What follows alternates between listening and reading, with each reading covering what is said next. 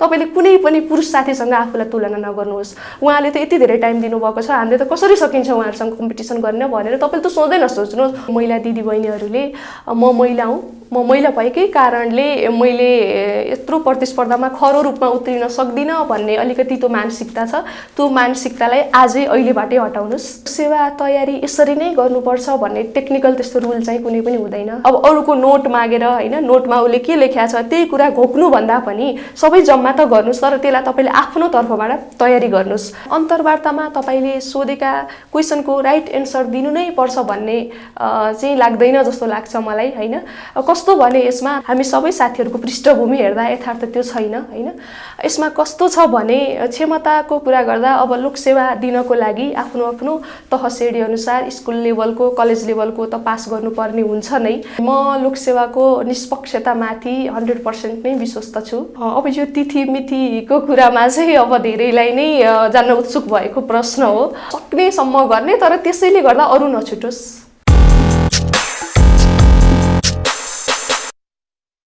नमस्कार, स्वागत छ यहाँहरूलाई लोकसेवा ज्ञान युट्युब च्यानलमा। साथीहरू, यहाँहरूले लोकसेवा ज्ञान युट्युब च्यानल र लोकसेवा ज्ञान मोबाइल एप्लिकेसन मार्फत निरन्तर रूपमा लोकसेवा तयारी सामग्रीहरू प्राप्त गरिरहनु भएको छ र यसरी नै निरन्तर रूपमा लोकसेवा तयारी सामग्री प्राप्त गर्नको लागि लोकसेवा ज्ञान मोबाइल एप्लिकेसन यहाँहरूले डाउनलोड गर्नुभएको छैन भने डाउनलोड गर्नुहोला र लोकसेवा ज्ञान युट्युब च्यानललाई सब्स्क्राइब गर्नुभएको छैन भने सब्स्क्राइब गरेर छेउमा भएको बेल आइकनलाई क्लिक गर्न नबिर्सिनुहोला। खास गरी भविष्यको सुनिश्चितता र सामाजिक प्रतिष्ठाका कारण निजामती सेवामा प्रवेश गर्न चाहनेहरूको सङ्ख्या प्रत्येक वर्ष बढ्दो छ र केही वर्ष अघिसम्म अत्यन्तै कम महिला सहभागिता रहेको निजामती सेवामा पछिल्लो समयमा यो सहभागिता बढ्दो छ र महिलाहरू पनि पुरुषहरूसँग खरो प्रतिस्पर्धामा उत्रिएर आफूलाई सक्षम साबित गर्न थालेका छन्। यसरी नै आफूलाई सक्षम साबित गर्दै शाखा अधिकृतको परीक्षामा समावेश हजारौं प्रतिस्पर्धीहरूलाई पछि पार्दै महिलातर्फ 1 नम्बरमा सिफारिस हुन सफल पवित्रा केवालीलाई आज हामीले स्टुडियोमा निम्ताएका छौँ। उहाँको चाहिँ लोकसेवा अनुभव कस्तो रह्यो र उहाँले कसरी तयारी गर्नुभयो यो विषयमा जान्नको लागि उहाँलाई लोकसेवा ज्ञानमा स्वागत गरौँ। पवित्राजी, लोकसेवा ज्ञानमा स्वागत छ यहाँलाई। हजुर, नमस्कार। यहाँलाई चाहिँ खासमा लोकसेवाप्रति के कुराले चाहिँ आकर्षित गर्यो, के कुराले प्रेरित भएर यहाँ लोकसेवातिर लाग्नुभयो? यसमा पहिलो कुरा चाहिँ म चाहिँ आफ्नो योग्यता र क्षमताको सदुपयोग गरी जागिर खाने हो भन्ने सोच राख्थेँ। त्यसै क्रममा यसको लागि सम्भावित क्षेत्र के हुन्छ भन्ने कुरा एक ठाउँमा थियो भने अर्कोतर्फ मैले स्कुल कलेज पढ्दै गर्दा मलाई पढाउनु हुने आदरणीय शिक्षकहरूले र मेरो अग्रजहरूले चाहिँ तिमीले लोकसेवा पढ्नुपर्छ हैन, लोकसेवा मार्फत निजामती सेवामा तिमी जानुपर्छ भनेर सल्लाह र हौसला दिनुहुन्थ्यो। र त्यसै क्रममा के रहेछ यो निजामती सेवा, लोकसेवा के रहेछ भनेर मैले बुझ्दै जाँदा जब यो निजामती सेवाको सामाजिक प्रतिष्ठा हैन, व्यावसायिक निष्ठा, जब सेक्युरिटी, करियर डेभलपमेन्टका अपर्च्युनिटी जस्ता ब्युटिज मैले पाएँ तब म चाहिँ निजामती सेवातर्फ आकर्षित भएँ। अनि अर्कोतर्फ जीवन निर्वाहको लागि जागिर गर्दै गर्दा देशको समग्र प्रशासन, विकास र व्यवस्थापनमा एउटा साझेदार भई केही भए पनि सहयोग गरौँ न भन्ने त्यो भाव यो क्षेत्रमा पाउने जस्तो लाग्यो र त्यसमा नै मैले आफ्नो क्यारियर देखेँ र त्यसतर्फ चाहिँ मैले आफ्नो पाइला अगाडि बढाएँ। यो लोकसेवाको जुन पाठ्यक्रम छ, अफिसर लगायत सबै तहको पाठ्यक्रम छ, यो पाठ्यक्रम त्यति धेरै व्यावहारिक छैन भनेर भनिन्छ हैन। अनि यहाँले चाहिँ अहिले सेवा प्रवेश तालिम लिँदै गर्दाखेरि यो सेवा प्रवेश तालिमको चाहिँ पाठ्यक्रमलाई चाहिँ कतिको व्यावहारिक पाउनुभयो? हो, हाम्रो ब्याचले चाहिँ अहिले भर्खरै 2 चरणमा सेवा प्रवेश तालिम सकाइसकेका छौँ। यसमा चाहिँ पहिलो नेपाल प्रशासनिक प्रशिक्षण प्रतिष्ठानबाट बेसिक एडमिनिस्ट्रेसन ट्रेनिङ सकिसकेको छ भने अर्कोतिर आफ्नो स्पेसिफिक समूहको लागि छुट्टै ट्रेनिङ लगभग अन्तिम चरणमा आइसकेका छौँ। र यसमा जो पहिलो ट्रेनिङ थियो त्यसमा चाहिँ यो सार्वजनिक प्रशासनभित्रका बेसिक कुराहरू हैन, त्यसभित्रको आचरण, मूल्य मान्यताहरू लगायत अफिसियल बेसिक फङ्सनहरू कसरी गर्ने भन्ने सन्दर्भमा त्यहाँ हामीले मूलतः सैद्धान्तिक र केही व्यावहारिक कुराहरू सिक्यौँ। र त्यसै गरी भोलि कार्यक्षेत्रमा गएर काम गर्दै गर्दा अभाव, प्रभाव र दबाव बीच काम गर्दा सिर्जना हुने तनावलाई कसरी व्यवस्थित गर्ने, एउटा जीवनलाई कसरी व्यवस्थित गर्ने भन्ने सन्दर्भमा पनि त्यहाँ योग अभ्यास लगायतका एक अन्य एक्सर्साइजबाट पनि हामीलाई त्यहाँ सिकाउनु भयो। यसले गर्दा ट्रेनिङ लाभदायी रह्यो। र अर्कोतर्फ यता जुन आफ्नो सेवा समूहभित्रको ट्रेनिङमा पनि सम्बन्धित क्षेत्रका दक्ष प्रशासक र प्रशिक्षकहरूले त्यो क्षेत्रसँग भोलि काम गर्न जाने क्रममा के कस्ता समस्याहरू आउँछन्, त्यसलाई प्रक्रियागत रूपमा र व्यावहारिक रूपमा कसरी समाधान गर्ने होइन, त्यससँग सम्बन्धित नियमहरू के छन् लगायतका विषयमा चाहिँ हामीले सिक्यौँ होइन। त्यो यसले गर्दा चाहिँ समग्रमा तालिम राम्रै रह्यो र पाठ्यक्रम पनि राम्रै रह्यो। तर यसमा मलाई अलिकति लागेको कुरा के भने हामी दुवैतर्फको तालिमलाई हेर्दाखेरि त्यसमा चाहिँ सैद्धान्तिक कुरालाई चाहिँ अलि बढी फोकस गरियो। हजुर, त्यो हुनाले त्योभन्दा पनि अलिकति व्यावहारिक कुरालाई अलि बढी प्रायोरिटी दिएको भए कस्तो भने जस्तो अब हामी सम्भावित कार्यक्षेत्रमा लगेर होइन अलि दिन त्यहाँको वर्क इन्भाइरोमेन्ट होइन अनि जब नेचरहरू अनि सेवाग्राहीको के छ कस्तो छ अवस्था माग अनि त्यहाँको टेक्नोलोजी कस्तो छ भन्ने कुरा अलिकति जान्न पाएको भए भोलि गएर काम गर्नको लागि के सहज हुन्थ्यो कि भन्ने चाहिँ लाग्यो। हजुर। अनि यो जुन धेरै महिलाहरूले चाहिँ आफूलाई कमजोर ठान्नुहुन्छ कि प्रतिस्पर्धात्मक परीक्षामा उत्रिनको लागि, यहाँले सेवा प्रवेश गर्दै गर्दाखेरि यहाँको तयारी योजना के थियो, कसरी तयारी गर्नुभएको थियो, आफ्नो अनुभव सुनाइदिनुहोस्। हजुर, पक्कै पनि अब लोकसेवा तयारी यसरी नै गर्नुपर्छ भन्ने टेक्निकल त्यस्तो रुल चाहिँ कुनै पनि हुँदैन होइन। सबैको आफ्नो आफ्नो तरिका हुन्छ पढ्ने र त्यसमा चाहिँ विशेष त मैले मेरो आफ्नो अनुभव सुनाउँदै गर्दा मैले के गर्नुहोस् भन्न चाहन्छु भने कुनै पनि विषयवस्तुलाई तपाईँले पढ्दाखेरि होइन त्यो पढ्नुभन्दा पहिला तपाईँले त्यो विषयवस्तुको बारेमा के सोच्नुहुन्छ त्यो आफ्नो कन्सेप्ट बनाउनुहोस् क्या होइन। अनि त्यसपछि बल्ल पढ्नुहोस्। त्यो पढ्दाखेरि चाहिँ मैले यो सोचेको थिएँ तर यथार्थ त यो रहेछ नि भनेर त्यसरी तपाईँले कम्पेयर गर्न पाउँदाखेरि त्यसको ठेट कुरा थाहा पाउनुहुन्छ होइन। अनि पढ्दै गर्दाखेरि तपाईँले जुन विषयवस्तु पढ्नुहुन्छ त्यो विषयवस्तु के हो होइन, अनि त्यसको नेपालमा के छ नीतिगत व्यवस्था के छ, त्यसको समस्या के छ, अनि त्यसलाई त्यो सार्वजनिक प्रशासनसँग लिङ्क गर्नुहोस्, हरेक अरू टपिकहरूसँग तपाईँको त अहिले पढ्दै गरेको टपिकलाई लिङ्क गर्नुहोस्। यो समग्र प्याकेजलाई तपाईँले एउटा फ्रेमवर्क गराएर जनरलाइज गर्नुहोस् र आफ्नो कन्सेप्ट बनाउनुहोस् होइन। अनि त्यसलाई चाहिँ तपाईँले पढिसकेपछि पढ्दै गर्दा तपाईँलाई थकानको बेलामा होस् अथवा राति सुत्ने बेलामा होस् तपाईँलाई अथवा कुन समयमा तपाईँले चाहिँ त्यसलाई सक्नुहुन्छ त्यसलाई तपाईँले मजाले रिभाइज गर्नुहोस्। आँखा बन्द गरेर होस् या तपाईँ यात्रामा गाडीमा बस्दै हुनुहुन्छ भने त्यति बेला पनि मैले के पढेँ होइन के हुनसक्छ तपाईँको हरेक एक्टिभिटीलाई तपाईँको पढाइसँग लिङ्क गर्नुहोस् होइन। यो गर्नुभयो भने र तपाईँले जुन मेटेरियलहरू अथवा जुन बुकहरू पढ्दै गर्नुहुन्छ त्यो पढ्दै गरेको विषयवस्तुलाई अन्य विभिन्न लेख रचना प्रकाशन पत्र पत्रिकामा हुने विषयवस्तुलाई लिङ्क गर्नुहोस् होइन। अनि तपाईँले त्यस्तै गरी अर्को त्यो योजना संविधान लगायतका जो छन् होइन तिनीहरूसँग तपाईँको पढाइलाई लिङ्क हुने गरी हरेक क्षेत्रलाई होइन लिङ्क गर्नुहोस्। अनि त्यसमा भएका स्टेटमेन्टहरू होइन अनि त्यसको वाक्यहरूलाई चाहिँ तपाईँले आफ्नो लेखाइमा ल्याएर जोड्न सक्नुभयो भने स्ट्रङ हुन्छ लेखाइ होइन। अनि तपाईँले तथ्यपरक रूपमा लेख्न सक्नुहुन्छ त्यो गर्नुहोस्। र अर्को कुरा के छ भने अब तपाईँले पढ्नुभयो तर पढेर मात्र भएन पास हुनुको लागि लेख्नु पर्यो होइन। त्यो लेख्दै गर्दाखेरि तपाईँले लेखाइमा चाहिँ अरूको भन्दा के नयाँपन दिनुहोस् होइन। अब अरूको नोट मागेर होइन नोटमा उसले के लेख्या छ त्यही कुरा घोक्नुभन्दा पनि सबै जम्मा त गर्नुहोस् तर त्यसलाई तपाईँले आफ्नो तर्फबाट तयारी गर्नुहोस्। प्रायः लगभग मैले चाहिँ यो लेखाइको विषयमा विषयगत कुरा गर्दाखेरि चाहिँ हरेक विषयवस्तुलाई तपाईँले परिचय आफ्नो तर्फबाट एउटा केही परिचय बनाएर राख्नुहोस्। त्यसलाई तपाईँले सर र इक्जामको बेलामा लेख्न सजिलो होस् लगायतका केही युनिक तरिकाले मैले लेख्छु है भनेर त्यो मेन्टालिटी बनाउनुहोस् र त्यसरी प्रस्तुत गर्दै जानुभयो भने पक्कै पनि सफल भइन्छ र मेरो तरिका पनि त्यो नै थियो।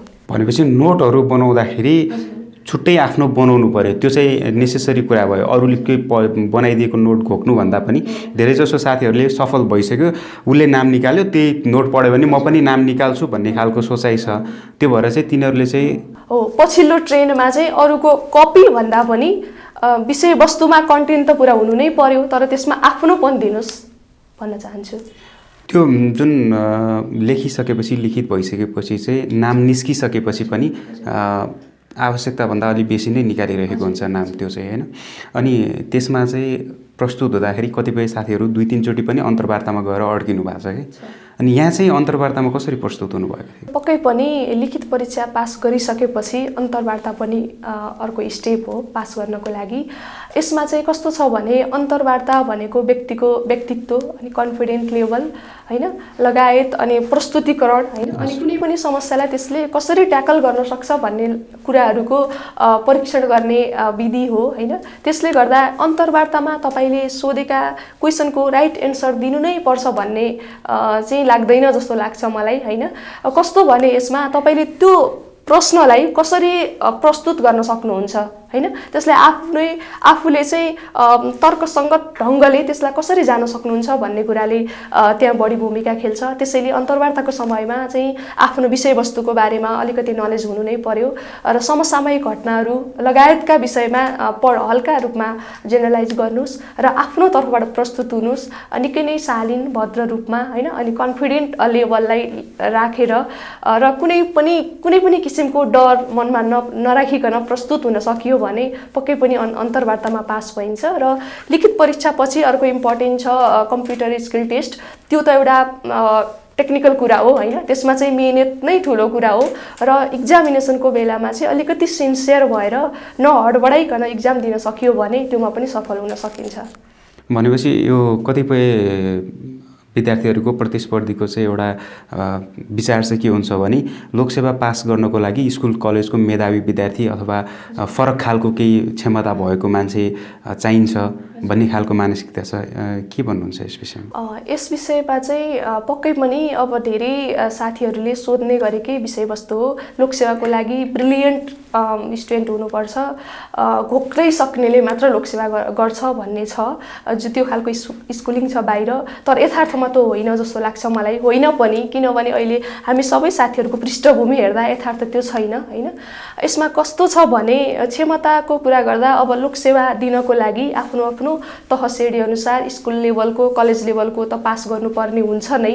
त्यहाँ तपाईले पढेर नै पास गर्नुभयो हैन हो, त्यो सन्दर्भमा चाहिँ जसरी उता पढ्नुभयो त्यो भन्दा अलिकति फरक सिस्टमेटिक र अलिकति इफेक्टिभ तरिकाले यता पढ्न सकियो भने हैन, जसरी बाहिर चुनौतीको रूपमा लोकसेवालाई लिएको छ त्यो चुनौतीलाई आफूले प्र्याक्टिकल्ली आफ्नो मेहनतबाट अगाडि बढाउन सकियो भने हैन, त्यसलाई टाइम दिन सकियो, निरन्तर रूपमा लगनशील भएर मेहनत गर्न सकियो भने छुट्टै बेजोड विशुद्ध अर्को क्षमता चाहिन्छ भन्ने चाहिँ मलाई लाग्दैन। अनि यो लोकसेवाको निष्पक्षता त एकदमै उँचो छ, जनमानसमा एकदमै निष्पक्ष रूपमा अहिलेसम्म अडिग रहेको छ हैन। यहाँलाई चाहिँ यो लोकसेवाको विश्वसनीयताप्रति कतिको विश्वस्त हुनुहुन्छ? एकदमै म लोकसेवाको निष्पक्षतामाथि 100% नै विश्वस्त छु।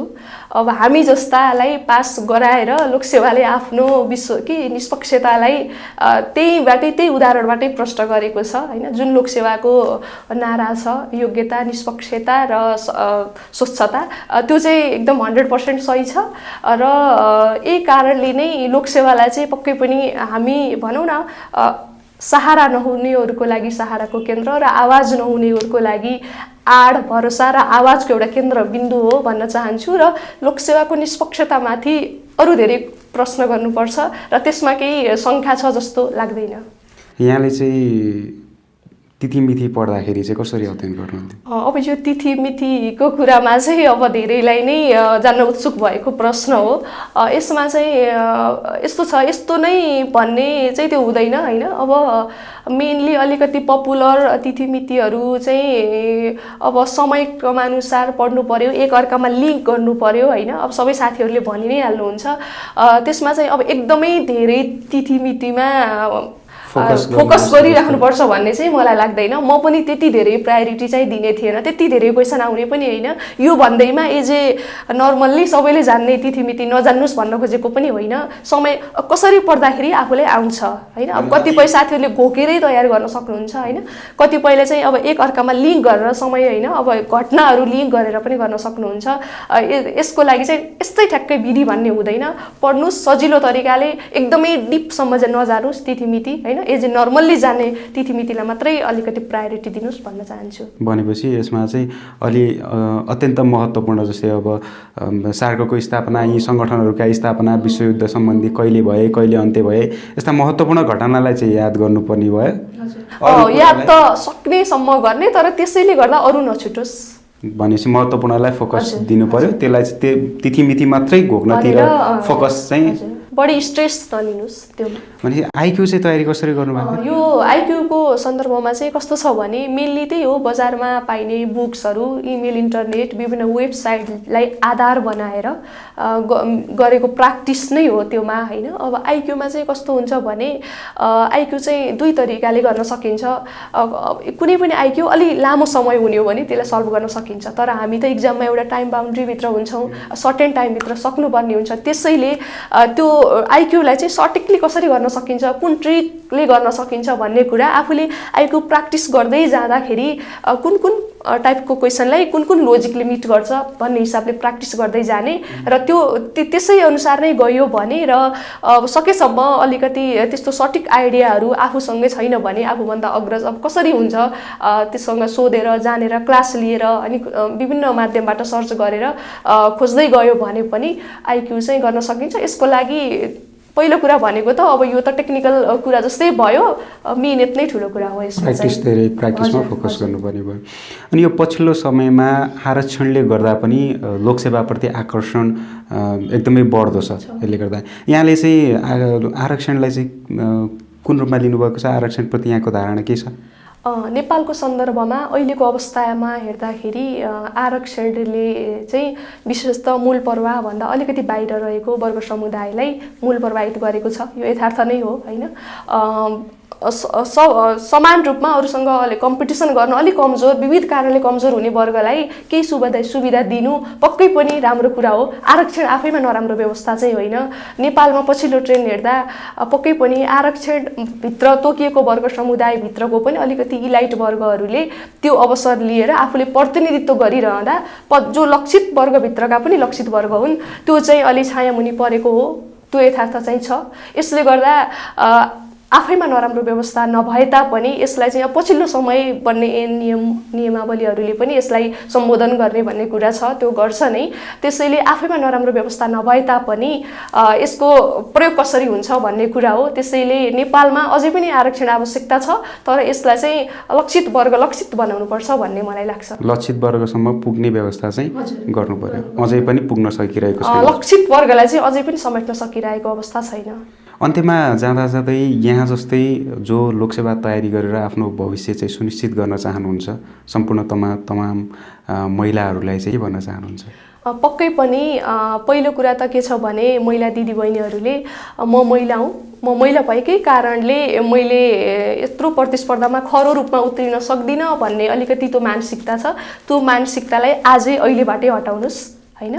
तपाईँ हामी जस्तै अब थुप्रै दिदीबहिनीहरूले सफल भइराखेका छौँ होइन।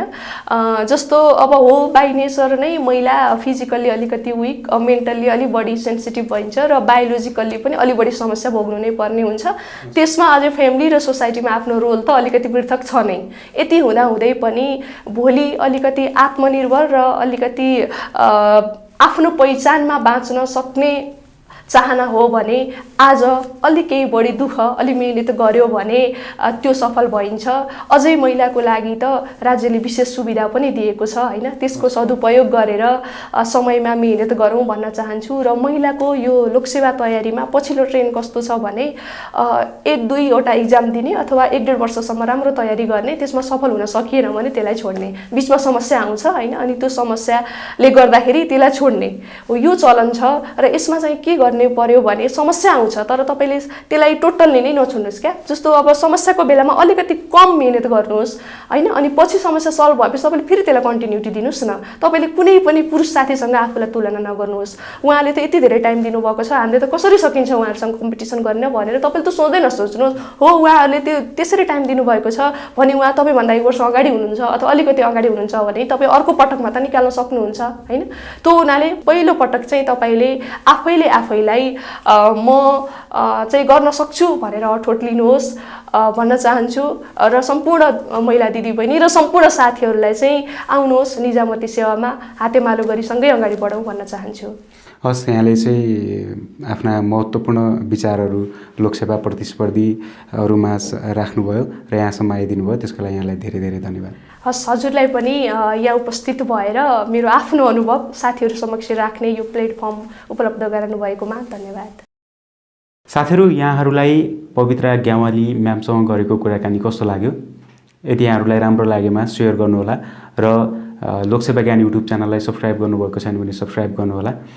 त्यसै गरी यहाँहरूले लोकसेवा ज्ञान मोबाइल एप्लिकेसन डाउनलोड गर्नुभएको छैन भने डाउनलोड गर्नुहोला र यस्तै यस्तै सामग्री प्राप्त गर्नको लागि लोकसेवा ज्ञानको साथमा रहनुहोला भन्दै आजलाई म पनि बिदा हुन्छु। हवस् त, नमस्ते।